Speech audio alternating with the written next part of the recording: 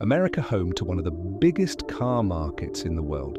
Every year, millions of vehicles are sold, but only a few climb to the top of the sales charts.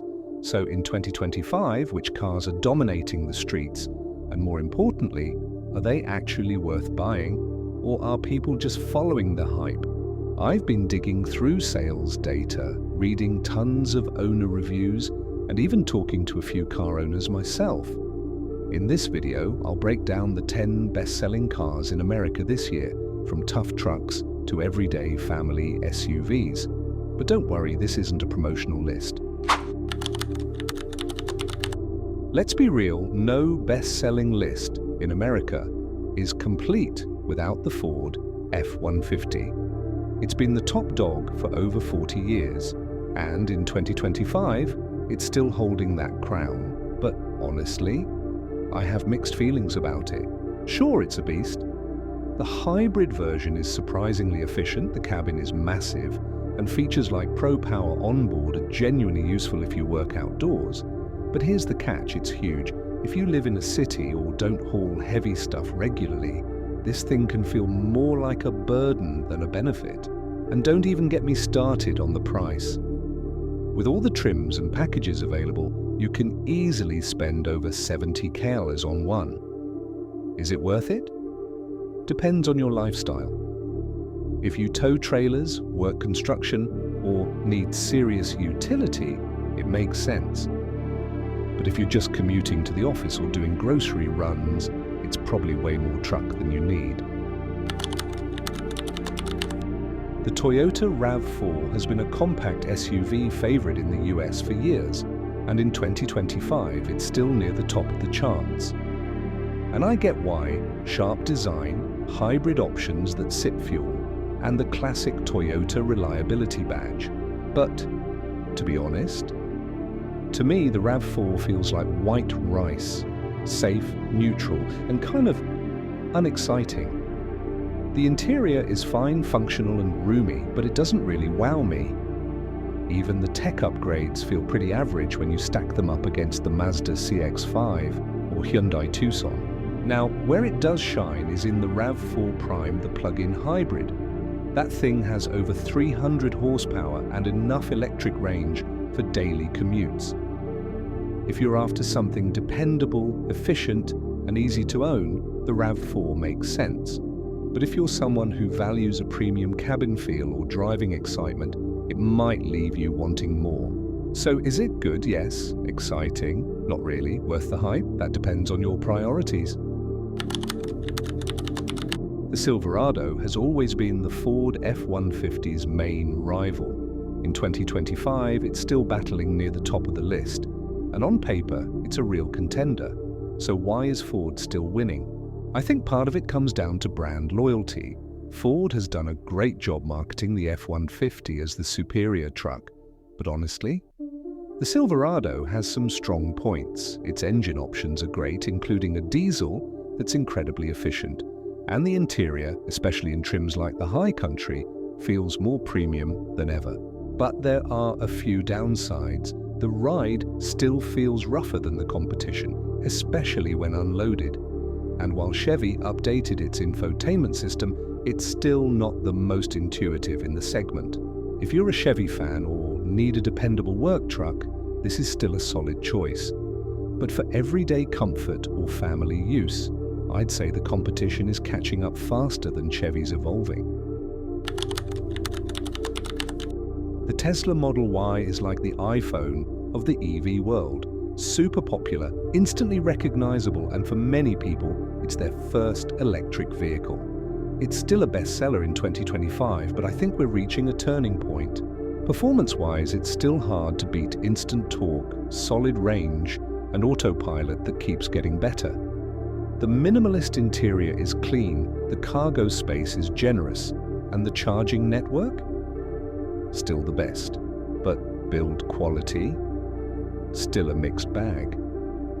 I've seen brand new Model Ys with misaligned panels or squeaky interiors. And, personally, I think Tesla leans too hard into the whole everything on the touchscreen thing. I miss physical buttons for basic stuff. And with so many new EVs out there like the Hyundai Ioniq 5, Kia EV6, and even the Mustang Mach-E Tesla isn't the only game in town anymore. Some of these competitors are offering better interiors and smoother rides for less money. If you love the Tesla ecosystem and want a car that just works with a huge charging network, go for it. But if you're looking for value or a more refined ride, the Model Y isn't the automatic answer it used to be.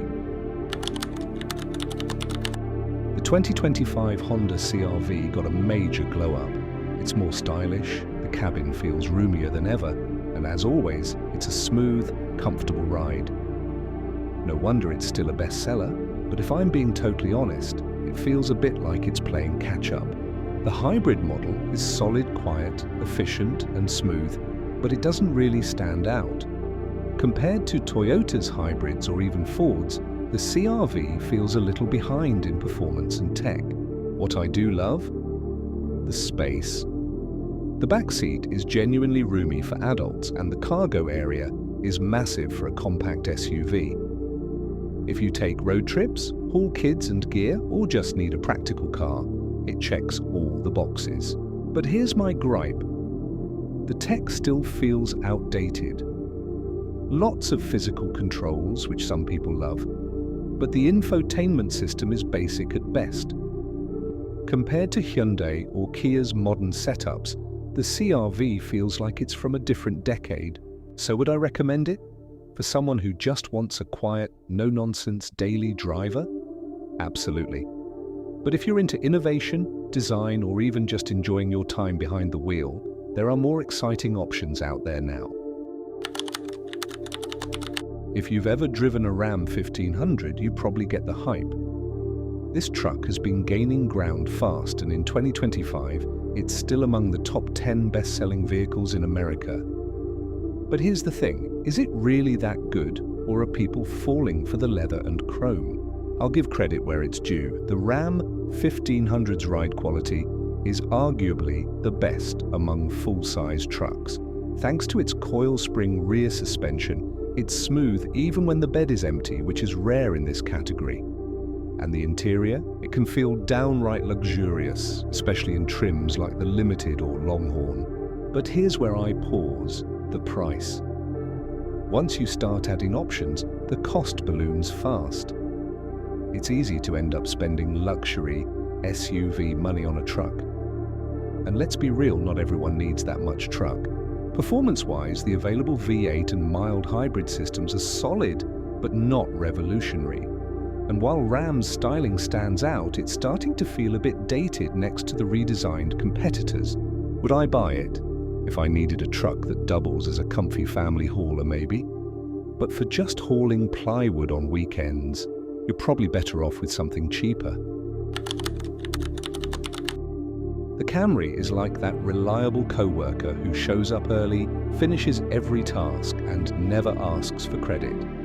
Year after year, it's one of the best-selling sedans in America, and in 2025, it's still holding strong. Look, I get why people buy it. It's dependable, fuel-efficient, and surprisingly fun to drive, especially in the TRD trim. The hybrid version, one of the best in the game, giving you crazy good mileage without feeling sluggish. But the Camry's also kind of invisible. It doesn't turn heads. It doesn't make a statement. And for some people, that's perfect.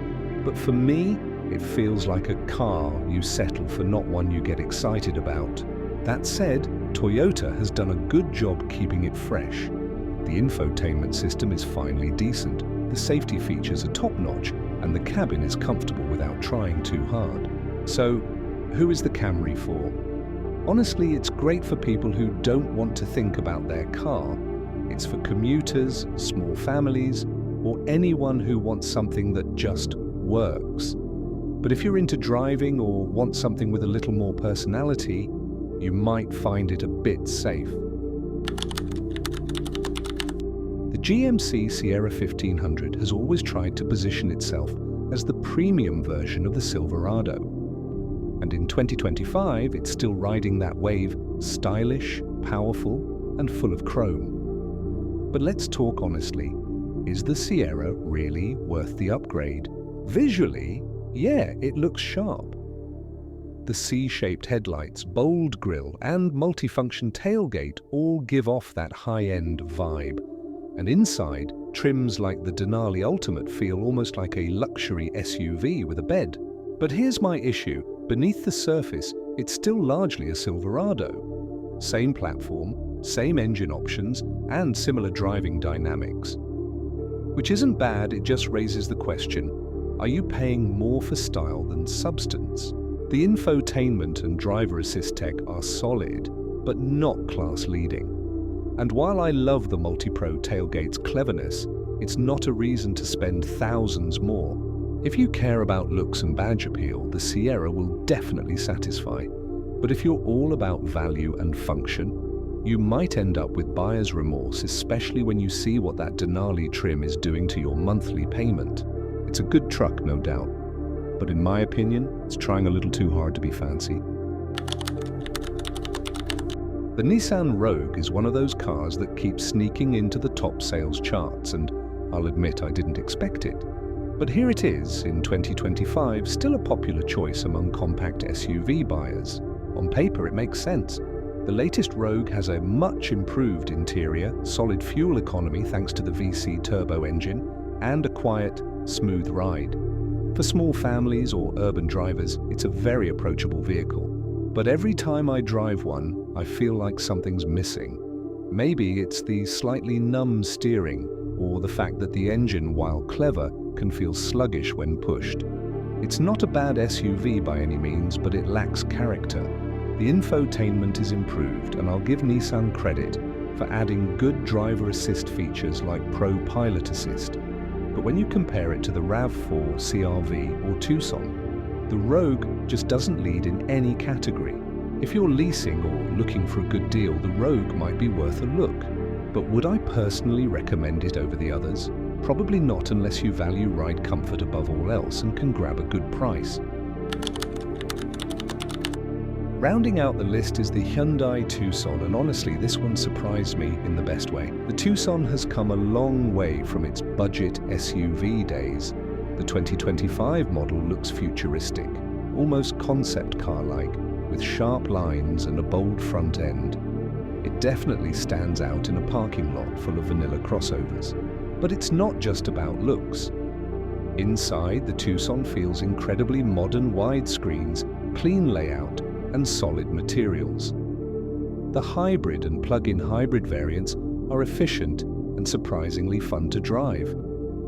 And Hyundai's safety tech? Arguably the best in class for the price. Now, it's not perfect. The touch-sensitive controls can be annoying, and acceleration in the base engine is fine, but uninspiring. Still, when you factor in the warranty, the tech, and the price, it's kind of a steal. Would I recommend it? Honestly, yeah. If you want an SUV that feels modern without breaking the bank, the Tucson should be on your radar. It's one of those cars that doesn't just meet expectations, it quietly exceeds them. So there you have it, the 10 best-selling vehicles in the US for 2025. From rugged trucks to efficient hybrids, America's car market is still as diverse as ever. But remember, best-selling doesn't always mean best for you. I hope this video gave you some clarity or at least something to think about. Because whether you're hauling lumber, driving the kids, or just need something reliable for the daily grind, the right car is the one that actually fits your life, not someone else's list. If you found this helpful, don't forget to hit the like button, subscribe for more honest takes, and drop a comment below. Which of these top 10 would you drive? Or is there a car missing from the list that should be there?